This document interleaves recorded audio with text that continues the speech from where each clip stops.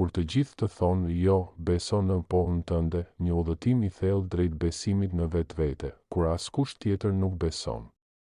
Ka një moment në jetën e gjithë secilit prej nesh kur bota sikur mbyllet.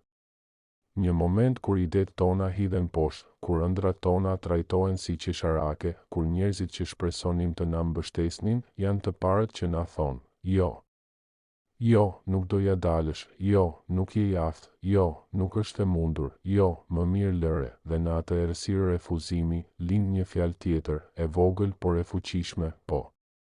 Po, unë mundem, po, unë doja dalë, po, ëndra ime ka kuptim, po, vlen të luftoj për të. Mos u frikëso nga fjala jo nuk është fundi. Është një fjalë që njerëzit përdorin kur nuk kuptojnë vizionin tënd. Ata nuk e shohin botën si ti, ata nuk e ndjejnë zjarrin që digjet brenda teje. Jo nuk është fundi i rrugës, është një kthes. Një sfidë. Një mundësi për të provuar veten, mos harro. Të gjitha figurat e mëdha të historisë janë përballur me fjalën jo. Steve Jobs u përjashtua nga kompania që krijoi, Walt Disney u refuzua nga shumë redaksi sepse i mungonte imagjinata. Oprah u pushua sepse nuk ishte e mirë për televizionin. Thomas Edison dështoi 1000 herë para se të shpikte llambën elektrike. Të gjithë këta dëgjuan jo, por i than vetes një po aq të fortë, sa e transformuan botën. Fjala po që lind nga brenda teje, besimi në vete nuk lind nga duartrokitjet e të tjerëve.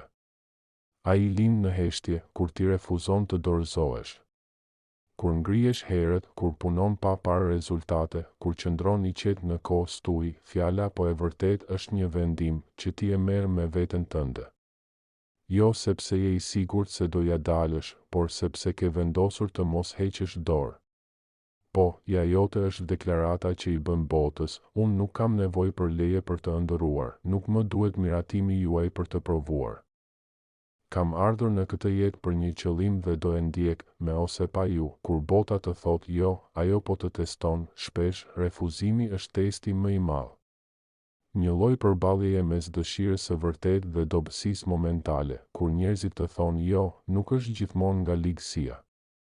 Shpesh është nga frika, nga pasiguria.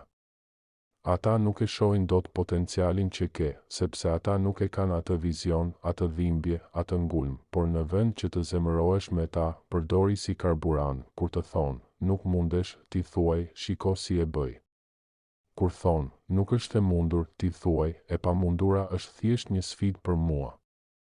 Poja jote është mënyra si shpëton jetën tënde. Ka njerëz që nuk arritën asgjë, jo sepse nuk ishin të aftë, por sepse u dorëzuan kur dëgjuan shumë jo. Nëse edhe ti ndalesh, edhe ti mendon se ndoshta ata kanë të drejtë, atëherë humbet mundësinë të bëhesh ai që je thirrur të jesh, po vendose të thuash po vetes, ti shpëton veten nga mediokriteti, nga fajsimi i përhershëm i të tjerëve, nga jeta që nuk të përfaqëson. Shembull real, historia mbështet.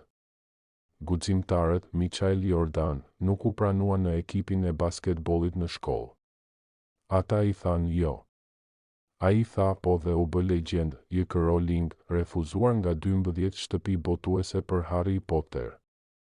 Ajo nuk hoqi dorë. Ajo i tha vetes po. Sot është një nga autorët më të lexuar në botë, Eminem, një iri i bardhë që donte të bënte hip hop në një kohë kur askush nuk e merrte seriozisht. I than jo, ai u bë ikona e rapit botëror. Ti nuk ke nevojë për leje që të jesh i madh, kjo është thelbësore. Suksesi yt nuk varet nga po, ja e botës. Ti nuk ke nevojë për t'u aprovuar, duar trokitur, për këdhelur. Ke nevojë të besosh. Të mos ndalesh, kur të gjithë të kthejnë shpinën, ti ec përpara. Kur askush nuk të kupton, ti vazhdo të ndjekësh atë zë të brendshëm që të thotë, mos u dorëzo. Çfarë ndodh kur thuaj po vetes? 1. Nis të ndryshosh mënyrën si sheh veten. Nuk je më viktim. Je krijues. Je përgjegjës për jetën tënde. 2. Nuk ke më nevojë për aprovime të jashtme. Fuqia jote nuk vjen nga jashtë, por nga ajo që ti beson. 3. Njerëzit fillojnë të të ndjekin. Paradoksalisht, kur fillon të besosh më shumë te vetja, edhe bota fillon të të respektojë. 4. arrin gjëra që të dukej të pamundura. Sepse nuk të ndali jo, ja e të tjerve, arritje të mëdha ndodhin, çdo po që i thua vetes është një hap më afër ëndrrës, po i thua vetes sot, po, unë jam i aftë, po, unë do e ndërtoj këtë biznes. Po, unë do shërohem nga kjo dhimbje, po, unë meriton më shumë se kjo jetë që po jetoj tani, po, unë mund të bëhem më shumë se që jam sot, mos kërko miratimin, bëhu shembull, shumë njerëz presin që të tjerët t'u thonë, ti mundesh. Por realiteti është ky, askush nuk e di çfarë je në gjendje të bësh përveç vetes tënde, në vend që të kërkosh miratim, bëhu ai që i motivon të tjerët, bëhu shembulli që tregon se edhe kur të gjithë të thanë jo, ti ndërtove rrugën tënde dhe the, po, unë munda. Kur është më e vështirë, je më afër se kur, mos e haro këtë, sa më afër të jesh suksesit. Aq më shumë refuzime do përballosh, kur afrohesh pranë diçkaje të madhe, rezistenca rritet, do ndjesh më shumë lodhje, më shumë vetmi, më shumë dyshim, por këto janë vetëm shenja që po je në rrugën e duhur. Mos u ndal tani. Thuaj vetes edhe një herë, po, unë do e çoj deri në fund. Le të jetë fjala jote më e fortë, po, në një botë që do të ndaloj, në një kohë që mbjell pasiguri, në një rreth shoqëror që të thotë të dorëzohesh, ti qëndro fort. Qetësisht. Me bindje dhe thuaj, po, unë jam i gatshëm. Po, unë do të ecë.